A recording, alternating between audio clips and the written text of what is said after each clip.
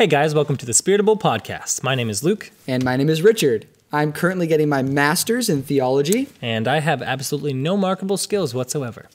And we're going to be talking about spirituality and everyday life struggles from our non-traditional Christian background.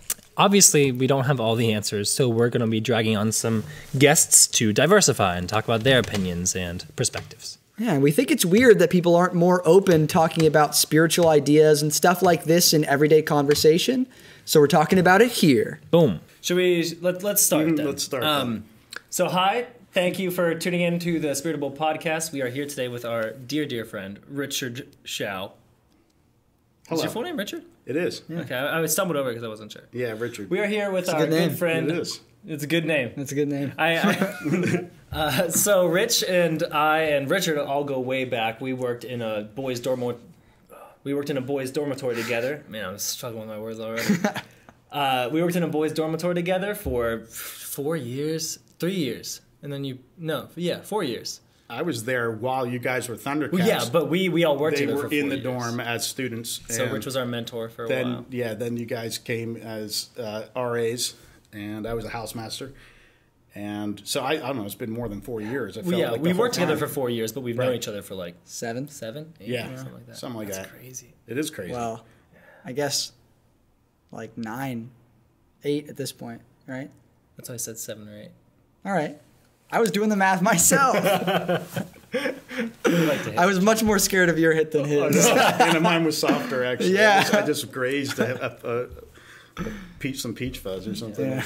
Oh, also, if Ben talks at any point, just yell at him because he's not allowed to talk. I was hoping I could include Ben. No, we don't include. Listen to me. You shush. Why? It's just That a bit doesn't we have. happen? Yeah, it's just a bit. It's just a bit. He's behind the camera. He's He's Ben like, behind the camera.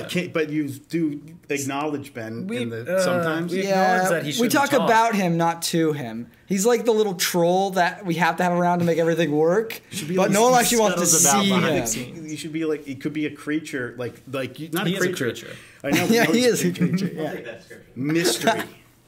Mystery. You could be the mystery of the whole Oh, yeah. story. No one knows what Ben looks like. Yeah, right. And it could be like this whole thing. Used to say. Yeah. All they have is the unfortunate voice that they hear. And all the pictures of him, he's like, his face is hidden. Just blacked out. Yeah. Oh, that's great. Anyway. You're young Harrison Ford. Young Harrison Ford. That's an attractive man. And then use Big that to try to masculinity. drown out whatever picture you might have of Ben.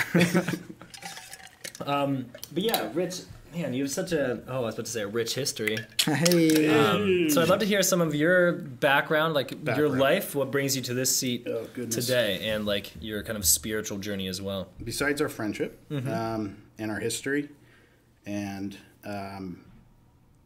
What do you want the listeners out there to know about what you? do I want the listeners out there to What's know? the mental picture you want? Oh, there is something important. Like caffeine is my thing because I'm well caffeinated because I used to drink. That's the piece that may come in later in this topic about masculinity is what I've done had to overcome in my life, which one of them was waking up in a Abington jail cell after being pulled over for a DUI. I was lucky because I got out a lot more worse situations and sort of that helped me start to turn my life around.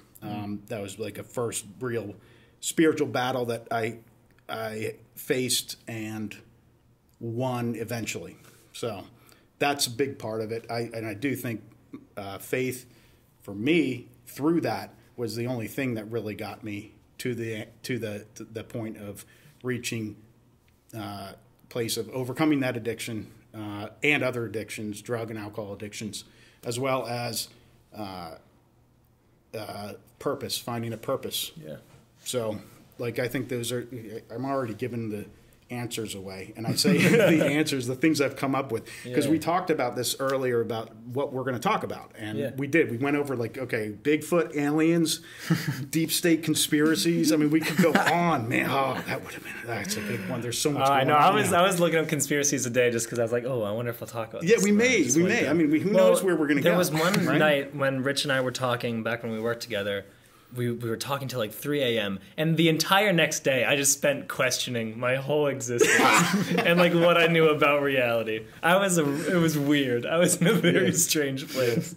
And it was good. It was good. It's good, and it's also it's like question reality, right? Like we're not so. Well, I think it's good to have a here, critical mindset and look at things around you and be critical of what we've been taught. Yeah, and what we accept. And I mean that even by, I'm not saying that as to dismiss science. I'm saying that to actually add on to it, to reinforce it. That let's look at this. Let's not. If we look at the world and the universe through one lens, and we assume that what they've discovered now is what is, and this is how we see the whole our whole existence is what we know scientifically now. Mm-hmm. The thing is with science is the more the science they add on to the science, the more the perspective changes and the more the possibilities open up as to a different reality. And that's a slow process, and we've been in it. We've been in it for hundreds of years, and first-hand accounts and subjective experiences, and I'm talking about like the Bigfoots and the aliens, Admiral Birds of the world, and the Admiral Bird. It's we're talking about Operation High Jump. If you want to YouTube this, Operation High Jump, and the other one that was over the South Pole, and then when Admiral Bird and he went over the North Pole. Both check them out. No, but I think science and religion is a super interesting topic because a lot of people see them as opposed to each other, and that's definitely one I want to explore sometime. I was just talking about wanting to get like two people, one person who is like an evolutionist versus a like creationist, and not versus necessarily, but have them both on the podcast and just see what that conversation is like. How interesting would that be? Yeah, and then. Swedenborgianist right in the middle of them. Because that's where the combination of the two. Like just because there's science doesn't mean there's no God. Yeah, come on. But that's definitely a topic for a different. You're right, time. And it's two opposing, or incomplete ideologies, in my opinion. I feel like people so often make dichotomies where there should be union. So many things people are like, it's this over this. I think something I mentioned on a last podcast, it's one of my favorite quotes, and I always forget who said it, but the quote is, man cannot make distinction without creating hierarchy. Oh, yeah. And I think all our false dichotomies about like, can men and women be different without one being better? Can there be God but also science? Can we be caring and loving, but also stand for what we believe. This whole justice versus mercy idea. There's all these things that look like it's a versus, and that are actually a balance. And I like that a lot. I'm really jiving with that right now these days. Yeah, it's interesting. Yeah, so perfect example. So as I'm prepping for this talk, I'm watching tons of TED Talks. Yeah. Well, I think there was a TED Talk that originally started. there's like tons. Yeah, go ahead. Okay, well, because I think there's one of the toxic masculinity as a phrase. I think originated with a TED Talk. There's several. At least some of my research pointed to that. And over the past 10 years, and what I was like, the reason why I wanted to talk about, at least touch on this subject today, we could talk about religion, science, and Bigfoot, and aliens, anything. But here's the deal: is what's interesting is, especially now with that Gillette commercial that came out, right? On YouTube, if you look at it, at least earlier today, it was 779,000 people liked it. 1.4 million people disliked it. Oh, interesting. What does that say? Well, it tells me they're not getting the whole picture. Okay, the whole picture isn't there. I disliked it, but I think maybe for different reasons than you do. It may be. My point is, it's not complete, and they got parts. We are at the precipice right now of. And I'm talking about the last 20 years up, and it seems like it's accelerating right now into a new great awakening across mankind, right? Like we are really becoming aware of things like we never have before. Because we have the freedom to. It's the freedom to. There might be stuff happening on the spiritual level that we don't know, right? Yeah. But I think there's an awareness. There's knowledge is exchanged so quickly and so frequently, and people's voice. Everybody has a platform. Scary. It's awesome. Scary. And it's awesome. scary. Yeah. It's awesome and it's scary. And it's like we're sort of pushing each other we're collectively just moving, becoming aware of so many things so fast. And look, for instance, masculinity, femininity, right? The political systems. I mean, you go down that road, you're going to find the corruption in government, right? I mean, the access and freedom to information now is exposing a lot of the skeletons in the closet that have been in there for hundreds of years, really. So my point is like so much we're becoming aware of so much right now and so quickly that let's not, and we're talking about the dichotomy. I mean, let's not just assume it's this or that. I mean, my belief is that it's way more complicated than that. And let's be patient when we look at all of these different things and let the scientific method figure it out. Like, use that, be patient, don't assume it's this or that, and don't buy agendas. I mean, you have 8 divided into 1.14, which is whatever. Almost less than half of the people liked the video. Oh, the Gillette. The Gillette video, back to that. And what that means is there's a lot more people didn't like it, and it was like, and there's a reason, because it's not saying it's not completing the whole picture. Yeah. And I think people are rushing into this. I mean, into a judgment and, God forbid, legislation. Okay, that to fix the toxic masculinity issue, right? Does the old idea of masculinity that I was raised with, and that my father was raised with, and that his father was raised with, is that changing? Absolutely, it's changing. And do you see that as a bad thing? No. Okay. No, not at all. This is all good. Okay. I think ultimately it's all good, and the fact that in my research for this topic, I wanted to know what I believed. Yeah, for sure. Because I'm sitting there like, I don't know. I know what my gut says, but I also don't want to say something that is, or take a belief that's not thought out and researched out. Right, in my own thinking. Yeah. So to think is masculinity toxic is, again, these TED Talk videos. I'm drinking my moonshine.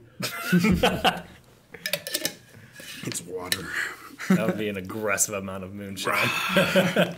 No, but I think toxic masculinity as a phrase sounds aggressive. Like it's putting this descriptor on masculinity. But I don't think it's saying that masculinity is toxic. Okay. I think it's saying there's a type of masculinity that is toxic. Got it. And that is one that, like, I could try to pull out the exact definition. But, like, a lot of people have different definitions of it, which I think is what breeds confusion. So the two things, I totally agree. Yeah. And what I'm saying is the two things I've been able to decipher, to recognize the consistent thing that comes up is male to female sexual conquest, right? Mm-hmm. Dominating women sexually for whatever reason, okay? And violence. Those are the two basic ones.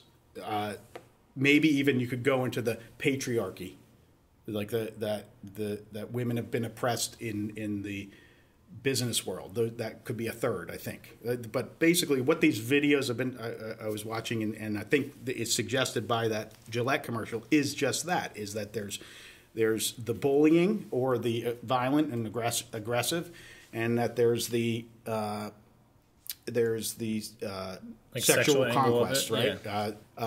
And I also think it can be like targeted from men to other men as well, like men trying to abuse or stomp out any like feminine qualities in other men, like emotional vulnerability, like not giving a space for that. And I want to clarify with that I wouldn't describe those as feminine qualities. I would describe those as human qualities. Ding. Yes. And I think our culture has basically taken.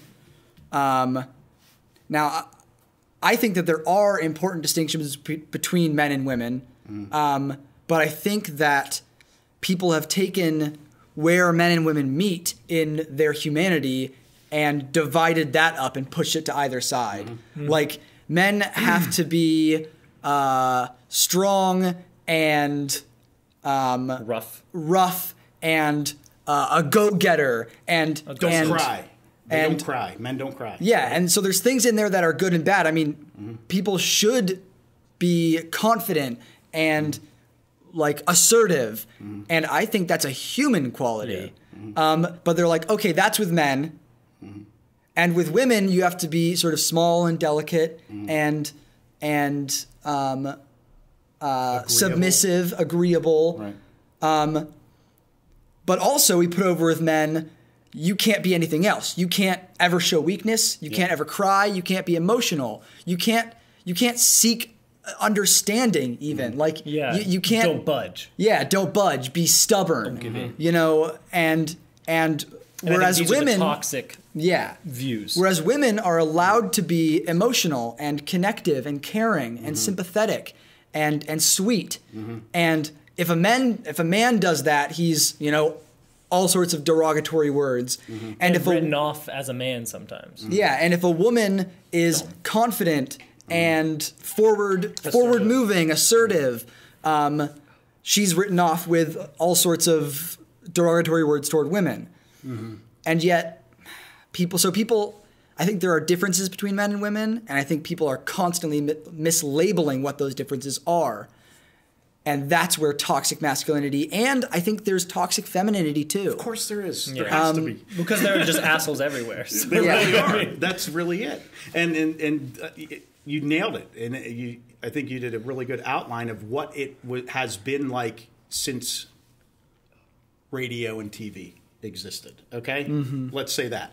Because I think that's modern culture. That's the living culture. Are you talking about like the ability to communicate? I'm talking and about reach the greatest lots of people? generation, right? My grandfather's generation, to my parents, which are the baby boomers, to me, the Gen Xers, to you, the millennials, to the Gen Y, Zs, whatever. It's hard to keep track. It is. So anyway, that for the living people alive now, in those generations, that's the paradigm that I believe is shifting. My point is people are well aware of this and have been for the past decade.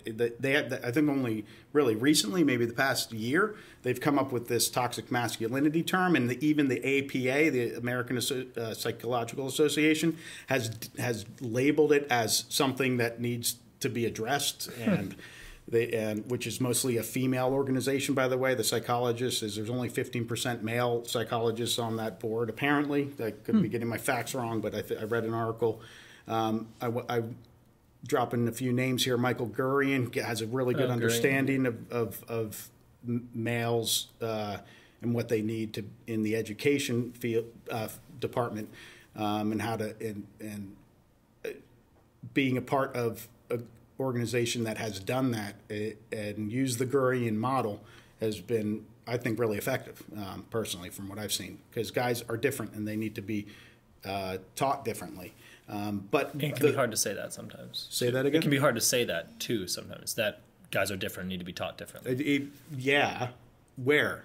I mean, meaning in modern culture. Okay, that's the strange part to me. Well, because I think people are kind of apt to jump to extremes and put people in boxes because we already put ourselves in boxes. But like if you were to say that someone could try to slap, that's you think all men are different than all women, that's toxic. Like people are going to be. No, there are variations. I mean, absolutely. Yeah.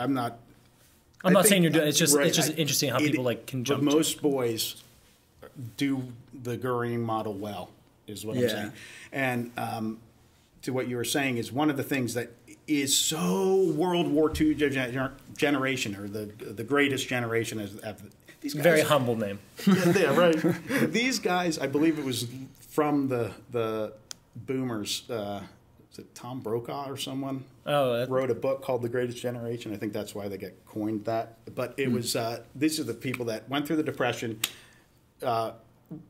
kicked butt in World War II, came back and built a nation and all Yep. the highways and everything. I mean, come on. I mean, they are awesome. Yeah, right? that's my grandpa. But they also he tore up. and and you ask them, Yeah. what he's to talk about his sadness and childhood wounds, and you just won't get it from them. Mm-hmm. They don't understand it. They won't go there, and that's the piece that the next generation, which would be the baby boomers, really opened the door to they were the hippies, and they opened the door to just like, we can't live like this anymore. It's so stifling. It's not. The leave it to beaver type of existence isn't working, and rebel and burn your bras and your draft card and that kind of thing, and be a hippie, and then that fell apart in the 70s, and it's a constant battle. I mean, we talked before about my terrible bowling ball analogy, It's and garbage. your pendulum analogy of just humans swinging to extremes and then kind of recorrecting, and then taking to the other extreme and then recorrecting. So where I feel like we? we're Gen Xers are in a good spot with that, actually. Yeah. Because you're like, oh, I don't want to be like my parents. Look at these millennials and their woes. Right. I'm just chilling in my mid lane. Yeah, I feel like Gen Xers are in we're a kind nice of like spot the forgotten generation too, at the same time. Well, I'm a middle child, so I can identify with that. Right. Yeah. Right. Just kind of sneaking on through. Where are you in the lineup in your family? The baby. You too. yeah. I'm a baby. I'm look the at baby you guys. too. Yeah. We're doted on. Man. It's the best. Being the babies. It is that's the a good best, deal. Actually, It's a good deal. Oh yeah.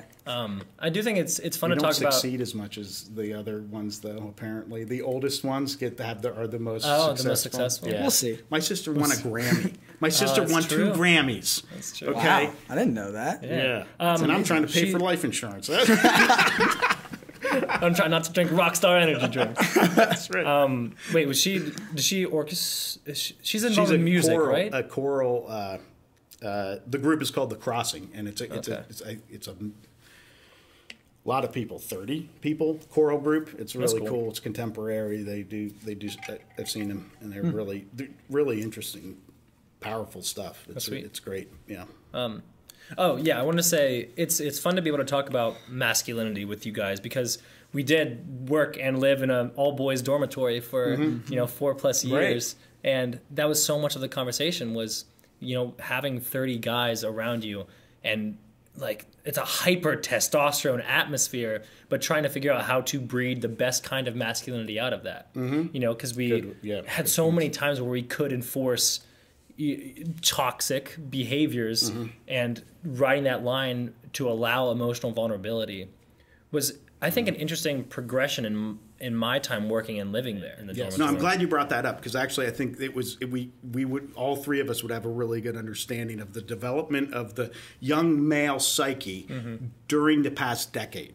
And then it's changed, and I don't know how to put my finger on it. I mean, it's like it changed to, like you said, kind of more inclusive, more vulnerable. More inclusive, more vulnerable. Yeah. Yeah, I would say that. What else? And maybe it's our area specific. Like I think that this is a wider thing, and we see these older traits of masculinity pushed back against, like the packness, the roughness, the rudeness. And so I think that it's kind of nation or like worldwide. I think so. I think but that we're definitely talking from our like sort of I'm insular totally microcosm talking yeah. here. But I do think there has been a change over the. I mean, I think it's evolving and like I said, accelerating, and and part of this is the discussion about masculinity and what it is and the definition and some people trying to redefine it.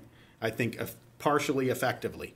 And what I mean by that, I want the piece that came to me today. I'm sitting there doing like these, what do they call those, impromptu studies or whatever. I'm just asking people I was meeting along my day. Oh, really? What do you think? I'm doing a podcast this afternoon. What's your take? Few words? What's your definition of masculinity?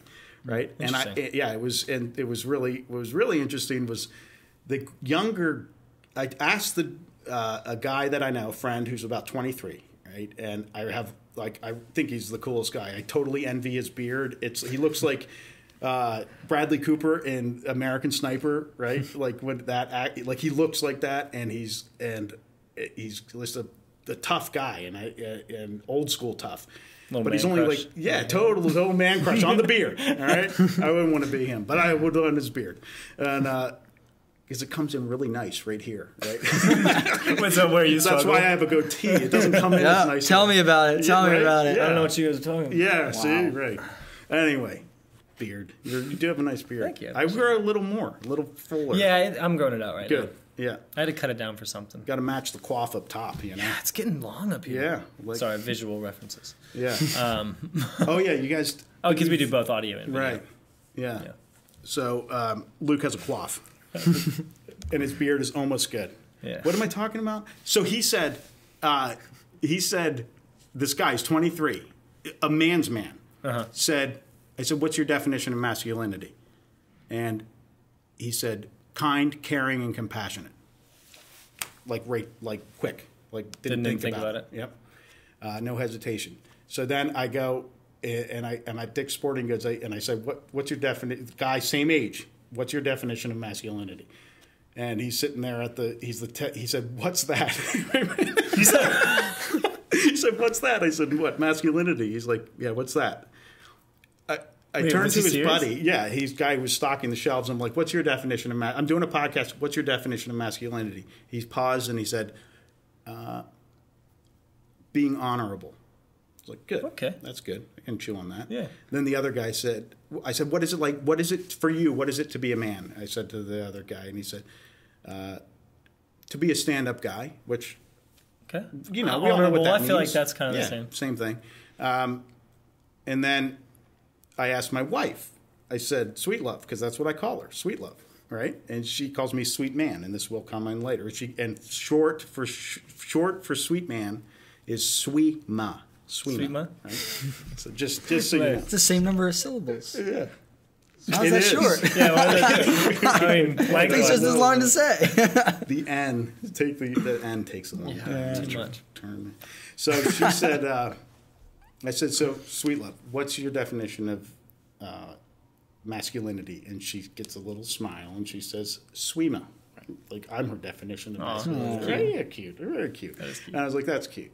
And then I said, I was like, oh, that's cute. And I'm smiling and kind of grinning. I'm like, no, I really need this for the podcast. I need to, No, but seriously, arm myself. I'm like, so what is masculine about Sweema, right? And she says, you're hot. Which I totally, I'm just telling the truth here. You look good, by the way. You've lost, how many pounds have you lost since? Keto diet. There you Keto go. diet. Meat, cheese, vegetables. That's all you really need. Well, it's not the love. Yeah, it's the sugar because the recovering alcoholic in me, or that sugar, craving man, that. sugar, like that was my next thing, and then the tobacco, and Right. it was like getting rid of these things, the totem pole of shame, knocking one out of them at the time. That's what I'm working on. That's life. It's tough. But anyway, Generation, baby. yes. So where was I? You're very hot. You're very hot. That's So. And you're like, And I said, okay, so I said, what makes me hot? And she said, she said, a couple things we shouldn't mention. she grabbed my arm. She's like that. And I'm like, yeah. She's like, no, you're strong and you're capable. And I was like, that's good. That's I can chew on that. She's like, you know how to do things. And then she said, I wouldn't want a king. And I just was like, this is it. And this is it. This is it. I was like, that's what, it's not about toxic masculinity and trying to define on those terms. I was like, this is talk about the male archetypes, for crying out loud. Okay. And this is the piece that this is what I think is missing in the description of masculinity now, as it's evolving quickly these days. And what's evolving is it's only becoming more and more understood. What was not talked about and not allowed, the crying, right? Let a kid cry. Because this guy named Joe Ehrman, he was a football coach in Baltimore. I look him up. He's amazing, his story and what the stuff he's done. Real tough guy, but he said that unhealed grief or repressed grief turns into violence, turns into bullets, is what he says. right? So if you're not allowed to cry, if a kid's not, if you don't, hey, suck it up, kid, don't cry, kind of thing. Be a man, right? No crying in baseball. Yeah, no crying. There's no crying in baseball. It's like, well, actually, they're kind of right, but at the same time, I cried in football. It was so emotional when we lost to George School. You know, I mean, this was our rival. Yeah. 17 years we beat them, and I'm junior year, I'm bawling like a baby. And I'm like, because I didn't understand what happened. So let him cry. Yeah, let him cry. Like, seriously, let him cry. And the point is because what does that do? The repressed grief it comes out ugly. It's gonna boil. It goes right into it's internalized. The person, male or female. I mean, this is not a. I think you were right too. It's just a human thing. Yeah. It's not, the traits are. Now I believe there are differences. Obviously, I mean, men are physically stronger. They make better warriors, and so here we go to the archetype piece. Is what I want to talk about. Is the male archetypes. So this is something that, at least my understanding of it, came about in the men's work movement, which started in the late '80s to '90s, and this is when you're starting to see that full roundedness that men need and don't have and haven't had. And that's the toxic part. And all it is denying a part of who we are. So I don't want like that aggression, the warrior. So the male archetypes are the king, the warrior, the magician, and the lover. That was another book, King, Warrior, Magician, Lover. And as I understand it, from the culture of the of men's work that I'm a part of, we refer to these things a lot. And what is the king? The king is the power, right? Someone who maybe has been bullied, has their archetype in them. The king is really weak, okay, small, and building that king up, letting the maybe the bullied boy come out and be king. Right? Give it a voice, maybe. The warrior you were talking about. Another king energy, by the way. King is president. King is literally king. Each of these have a gold and a shadow, a bad side. Bad, okay, yeah. So the warrior, which is totally the thing that people are against these days, is the violence, domestic violence, just violence in general. Right? The conquest, whether it's sexual or territorial or physical or whatever, or greed or whatever, right? Like, I mean, that conquest is so. It's the underdeveloped warrior in the male psyche. The underdeveloped king is the tyrant.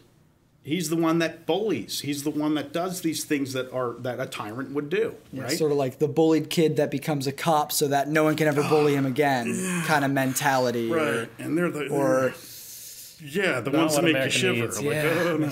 And I did my plenty of bullying, in my way. It wasn't I felt it was like not as bad as I was bullied, right? Mm-hmm. So it's like, oh man, yeah. So it's like, but a lot of stuff was sort of like, oh, I'm not doing it as bad as was done to me. Therefore, it's okay. But no, it's so good to realize that, because it stresses me out to hear people be like, "Oh, you don't know what abuse is. I was abused. This isn't abuse." Like you can't say that. Right. This is their entire experience. Right. Like, exactly. Sorry, keep going. Totally. And it was like, but I look back on what I did and said, and have had guys clear with me later about like, you were an asshole. Yeah. I know.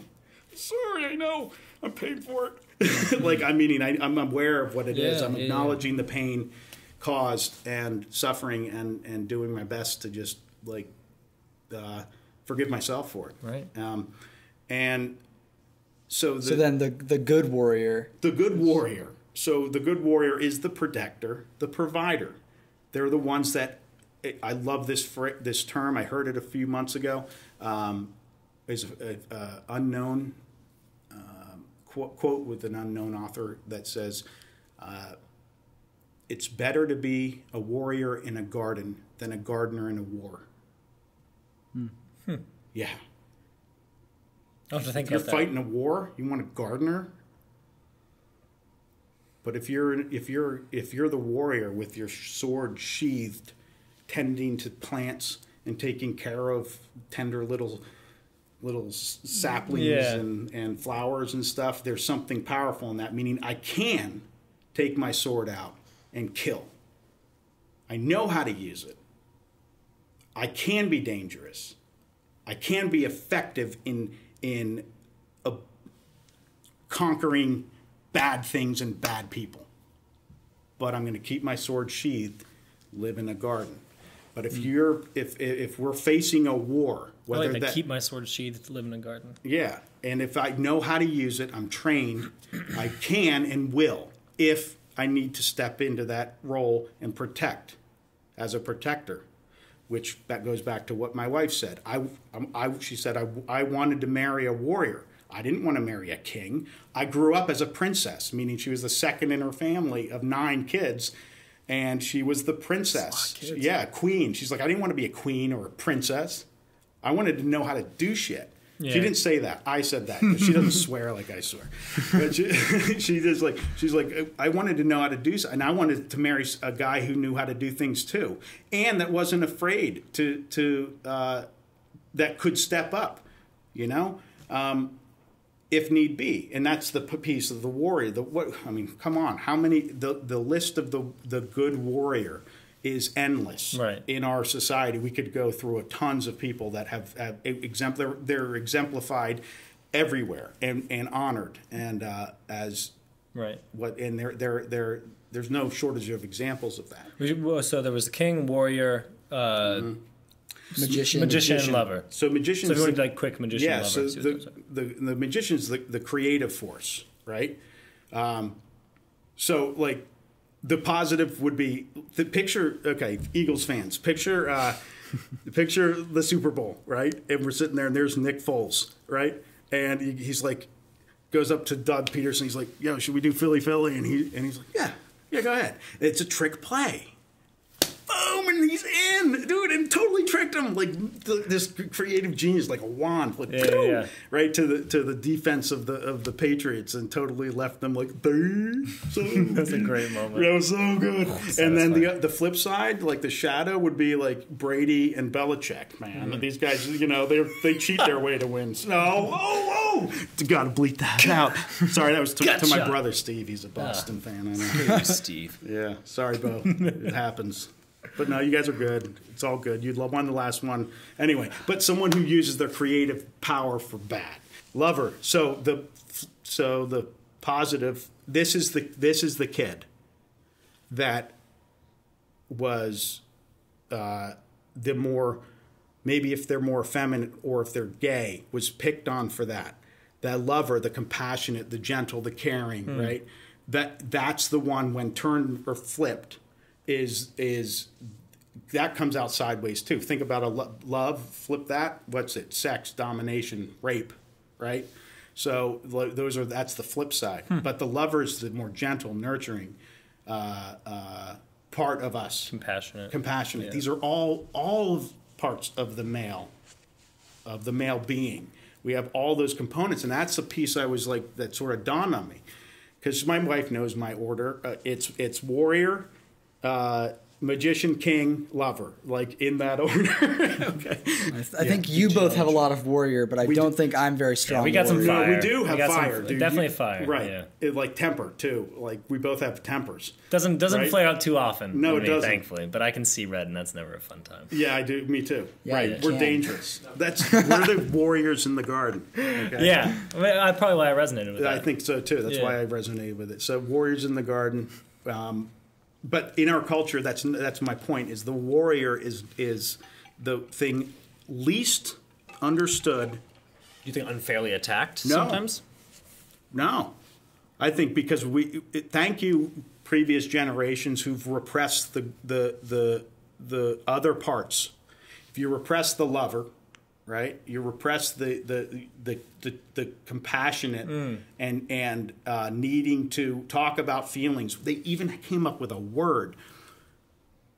It means it's like 80% of men suffer from it. I can't remember what the word was. That they can't are put into words what they're feeling. And What's that word? This is a really ironic It begins with situation. an A. We're like, when you feel like you can't put into words how you're feeling, what is that word? None of No, these this three isn't men about can how come we're up. feeling. It's just I'm trying to find that word. No, there's like, I mean, it's sort of like a loneliness, sort of like an isolation, a repression. Fixia, mixia. Ooh, is it Alexithymia? Yes! Spell it. Alex. AlexithymiA. That word. Alex Smithia? Yeah, read the definition. Alexithymia. Yeah, alexithymia. I did not find it on like a place where the definition was right. Okay. That's interesting. Well, this I is mean, why we you don't let pretty Ben much said it. You pretty much said it. I mean, Yeah, so the point is that men don't even know, and this is it's not a blaming the older generations thing. It's not that. It's becoming aware of what was just a blind spots in that men have been handing down over generations. Okay, we're finally aware of it. Yeah. And we can put a name to it.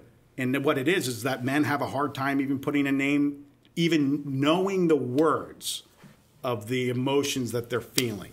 and how to express it. And I think And how to express it. I think part of that might come from sort of a historic using this 4 archetypes of masculinity: king, warrior, magician, lover. I think historically this inability to express how we feel might come from sort of an oppression of the lover archetype.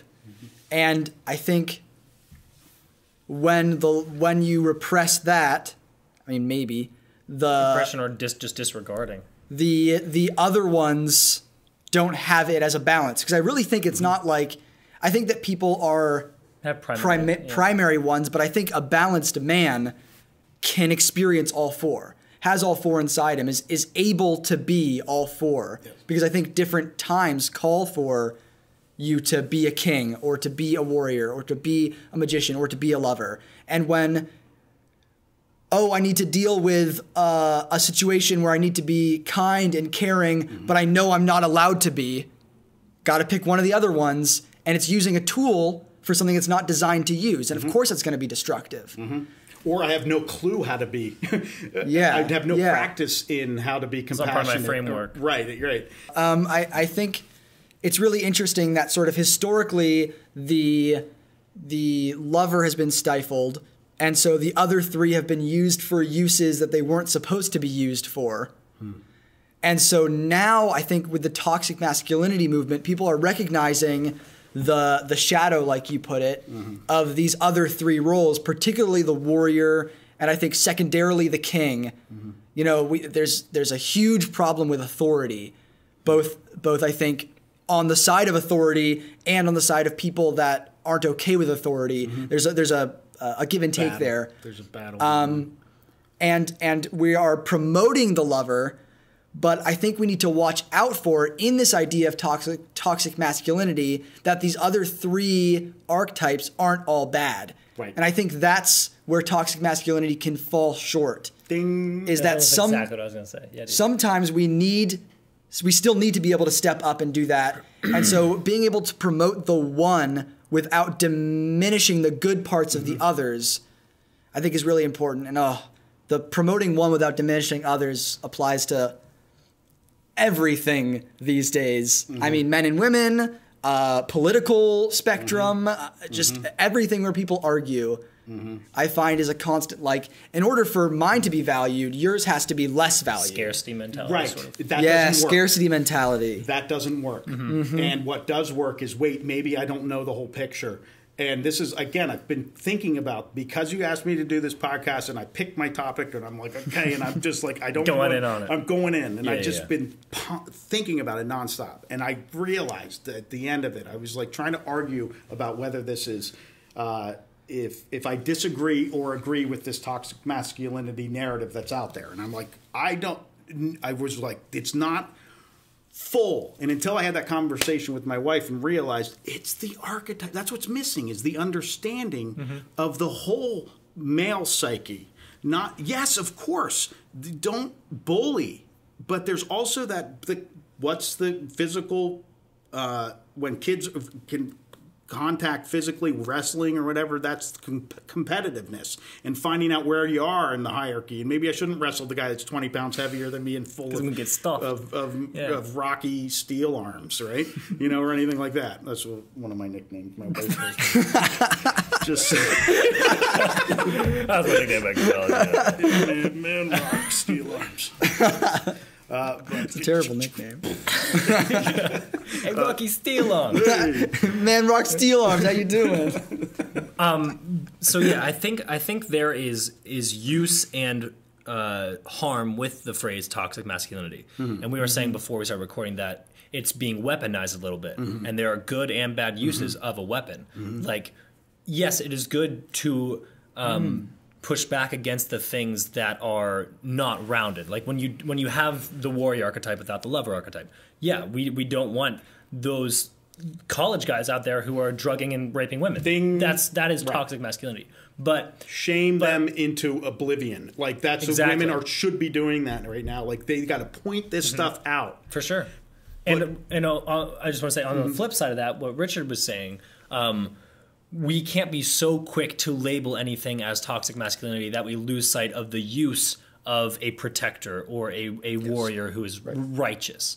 And I think that's where, when we talked about the pendulum swinging back and forth, right now maybe we're swinging a little bit to the side of the only right man is the compassionate lover. There's never a use for a king or a warrior or even a magician. So anytime we see a glimpse of that, boom, it's toxic. And I don't think this is every scenario. I think there's a lot of use to pointing out the toxic male behaviors. But I think we might be swinging that way a little bit. And so I think we're getting to that point, and we need to be rounded to be able to see this. But yeah, there's tons of good use. Be patient. And not start making legislation and changing the school curriculums until we really understand it. Because this is a new thing, too. This is a decade, maybe. When they put a name on it, toxic masculinity. I mean, the APA put a name on it. And this is important that, like, if we have psychologists saying, consensus amongst psychologists saying that there is toxic masculinity, and here's our suggestion to fix it. And then they start to legislate this in the schools with, it makes everyone cringe because it's sort of, it makes it. See if it fixes it first. Like, see if it fixes it. See if kind of like understanding can fix it first. Before you start passing legislation or changing curriculums on a governmental level. It just, until there's a sort of a consensus things and understand it that if this is happening, that if we can start to categorize it and label what goes on and what the trauma is or whatever thing we're trying to fix, which is again we identify that the violence and the sexual conquest and maybe the workplace things, which again as a white male I don't have a lot to say about it because I don't have much experience and I'm a white male, so I don't know what who knows, right? Yeah. I don't know.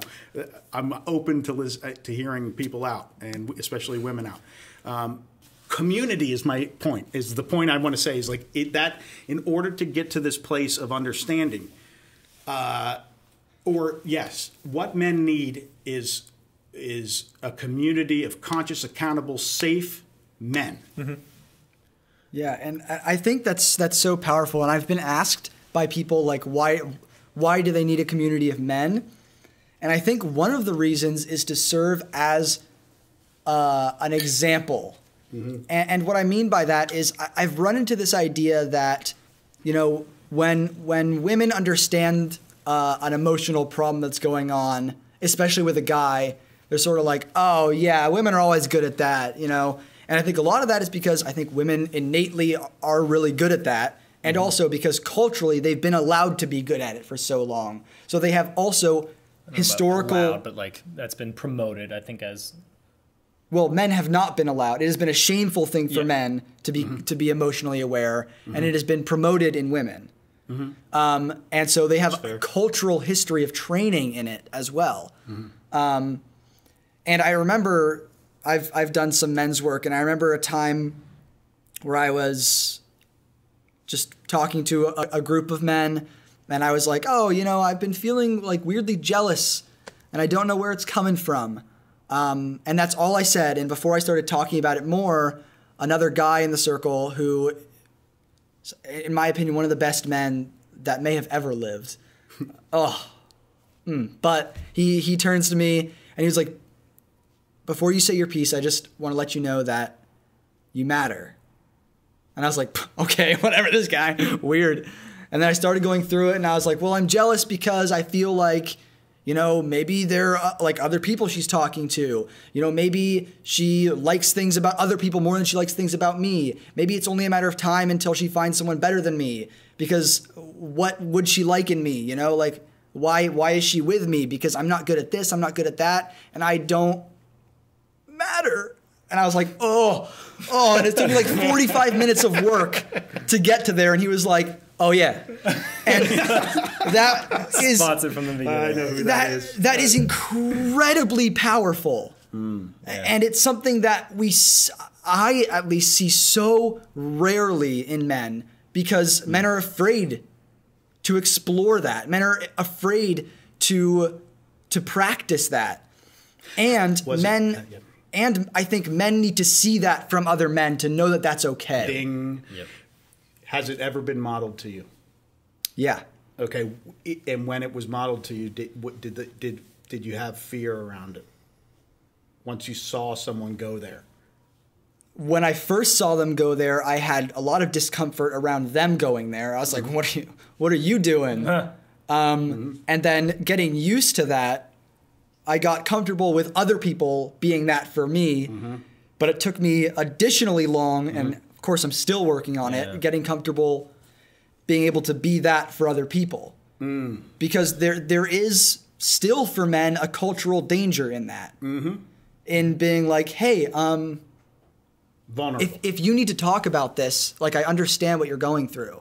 And having the reaction of like, dude, what? Yeah. Stop. Like, and I think that's something that, of course, obviously a woman in a man's life can, of course, hopefully help him deal with what he's going through. I mean, the whole idea of marriage and partnership, I think, is a person helping another person to improve themselves.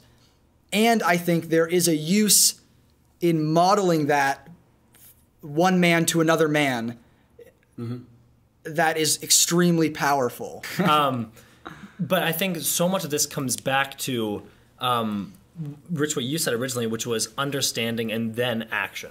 And I think this has so many ramifications, and actually is sort of a toxic masculinity trap is just action. And I think men just understanding. But I think traditionally we fall into the just action being labeled as the masculine thing, like don't think, just do. Especially no emotional understanding. Yeah, well, and I think this even goes into what we're talking about legislation. Is we like when people are just calling it action, action, action. Let's wait and have that understanding first, and then have the action. And this is such a young period of time in which we've been able to talk about and think about these things.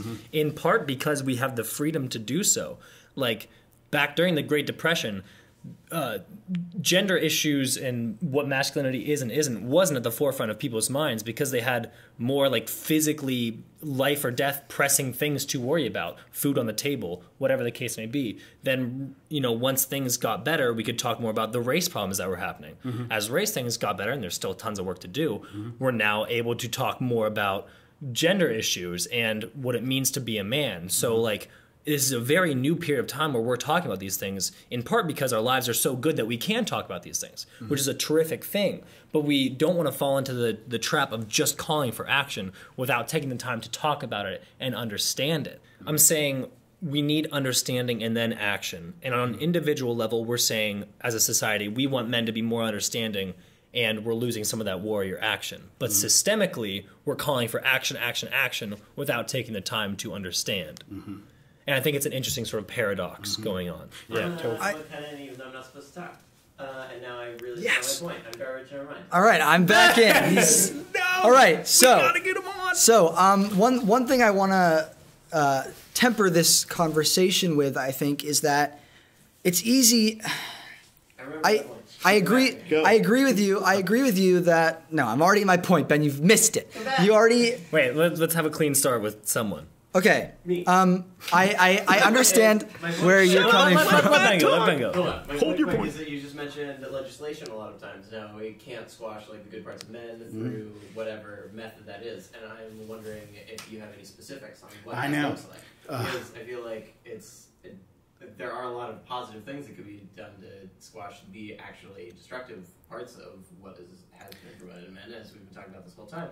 And so I'm wondering what specific ways of pushing back too hard you have initiated. Well, I think there's worries of slippery. I'll let you go. Well, just real quick. If I had one more day, I would have looked that up.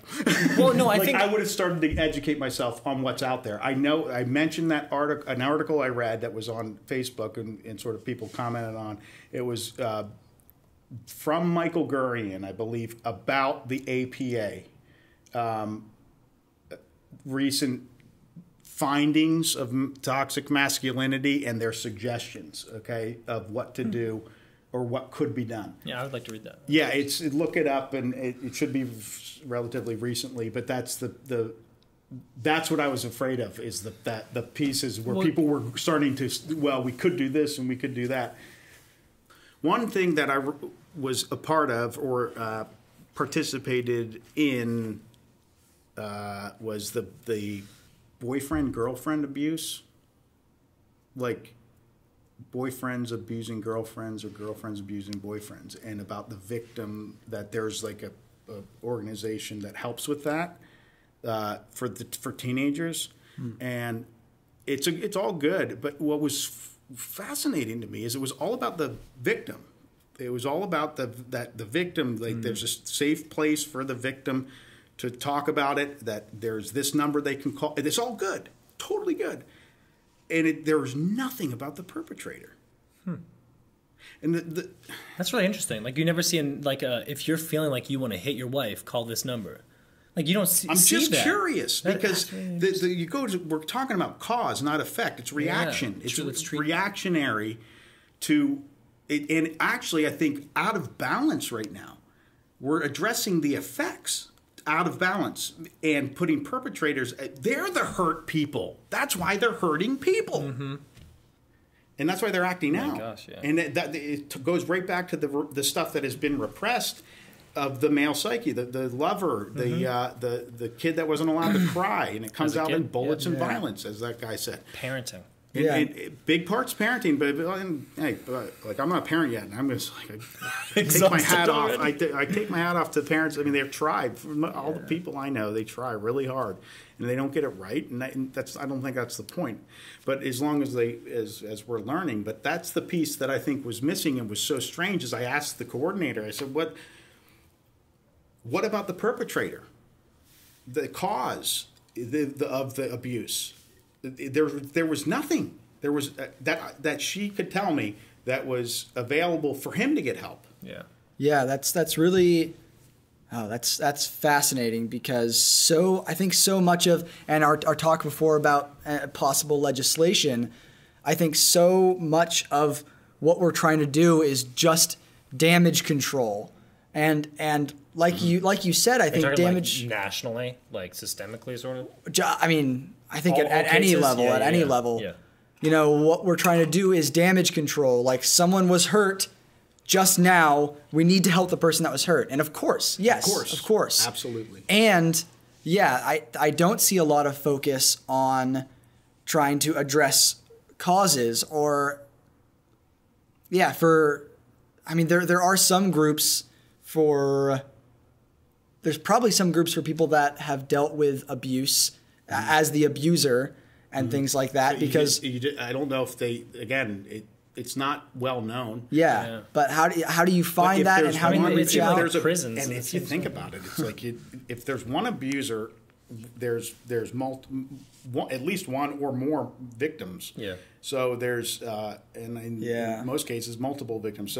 So instead of treating these four abused, let's try to figure out how to get. That's what I'm saying. Like, before let's that shift. happens. Let's do a shift. Yeah. in our collective consciousness to do a shift and understand that the perpetrator is hurt and wounded and causes hurt and wounds, and in what in his actions. Some are psychotic and never will ever. I mean, they're evil. Okay, but I think a lot of them can be helped through it. Has been my experience, and.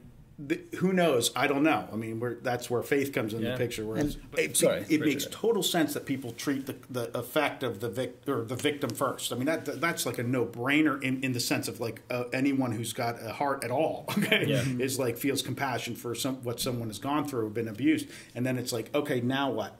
But it's hard. Oh boy, is it hard to have compassion for the guy or the girl that did that horrible act.